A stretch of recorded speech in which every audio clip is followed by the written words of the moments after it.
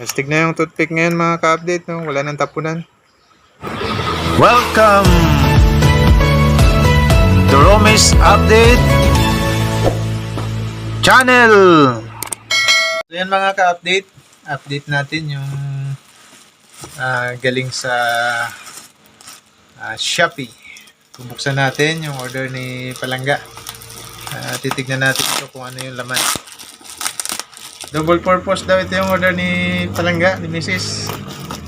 Pwedeng gamitin sa school, then pwedeng gamitin sa church.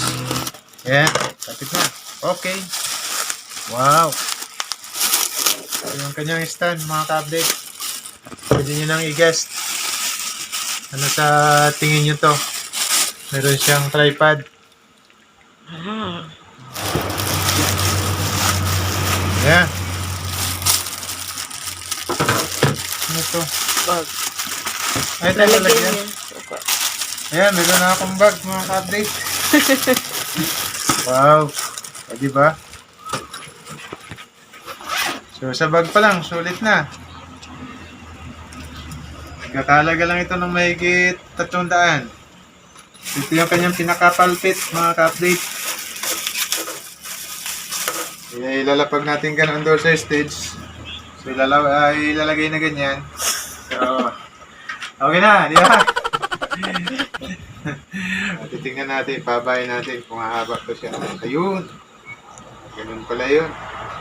Hanggang doon na lang pa talaga. Wala, oo nga. Lumaba masyado.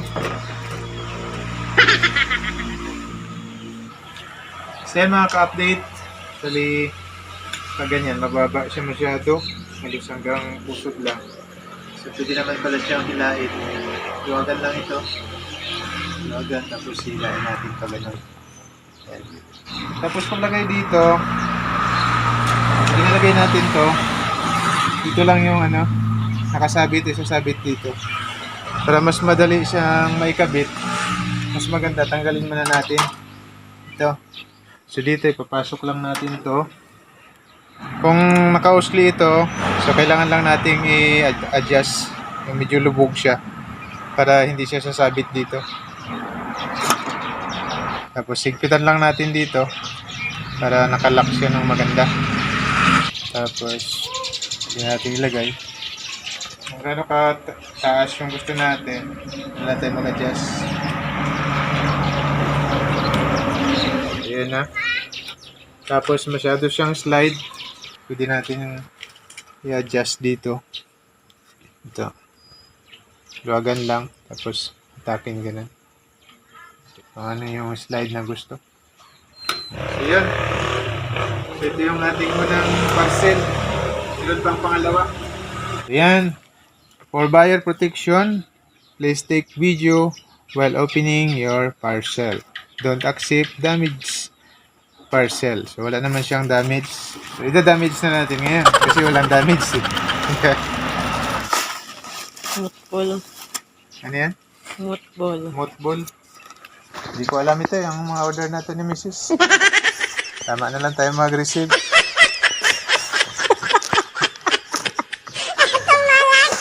Gano'n na ngayon ka-high-tech. Wala na tayong magawa, dinilivered na eh. Kaya masaya na lang tayo. Masaya na lang tayo magbukas.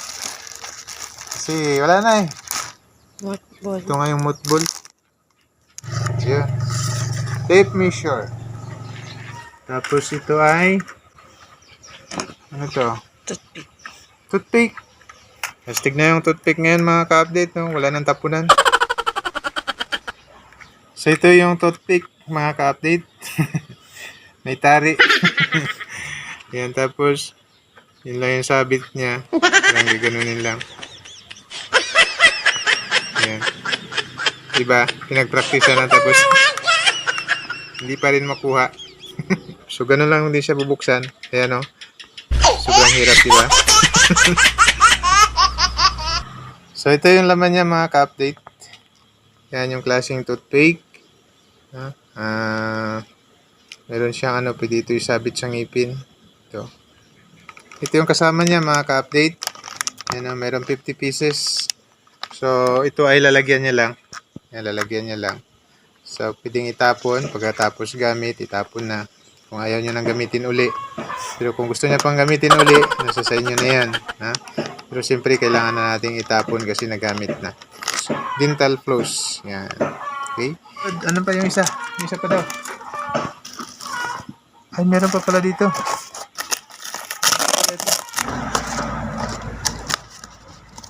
Windshield. Panglagay sa gasol. Sa para hindi maano na hangin. Ayun.